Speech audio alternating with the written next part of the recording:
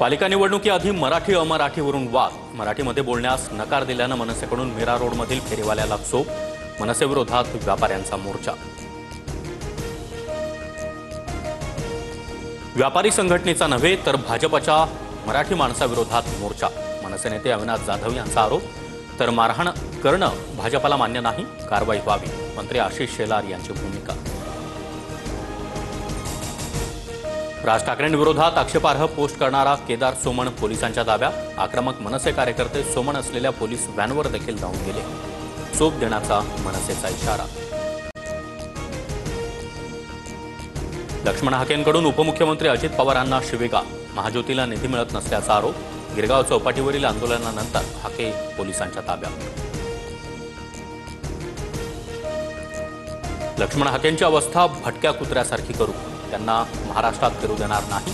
अजित पवारांना शिवीगाळ केल्यानंतर राष्ट्रवादी काँग्रेसचा इशारा। लैंगिक अत्याचाराच्या घटनेमुळे पुणे हादरलं। कुरिअर बॉय सांगत आरोपीचा कोंढव्यातील उच्चभ्रू सोसायटीत प्रवेश। तोंडावर स्प्रे मारत तरुणीवर अत्याचार। घटनेनंतर नराधमानं पीडितेच्या मोबाईलमध्ये सेल्फी काढला। दिशा सालियान मृत्यू प्रकरण घातपात नाही। मृत्यूआधी ती मद्यधुंद अवस्थेत होती। वैद्यकीय अहवालानुसार लैंगिक अत्याचाराच्या काहीही खुणा नाही, एसआयटीच्या प्रतिज्ञापत्रात उल्लेख। दिशा सालियान प्रकरणाशी माझा संबंध नाही। ज्या विषयाची माहिती नाही, संबंध नाही, त्यावर का बोलू? एसआयटीनं जाहीर केलेल्या अहवालानंतर आदित्य ठाकरे यांची प्रतिक्रिया। मंत्री नितेश राणे यांच्याकडून आदित्य ठाकरेंची 2 वेळा मिमिक्री। आदित्य ठाकरे विरुद्ध दिशेने जात असताना ये चला रस्ता दाखवा असं म्हणत राणेंकडून नक्कल, तर माध्यमांशी संवाद साधताना आदित्य ठाकरेंचा आवाज काढत डिवचलं।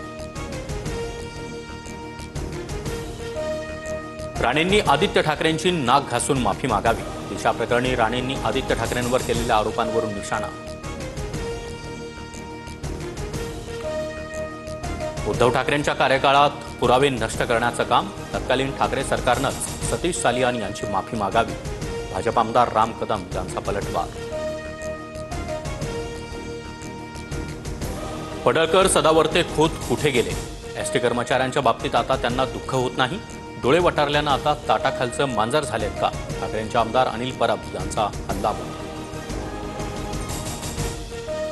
बीडमध्ये शिवभोजन थाळी योजनेत भ्रष्टाचार। अनुदान लाटण्यासाठी एकाच थाळीसमोर अनेक जणांचे फोटो काढल्याचा प्रकार।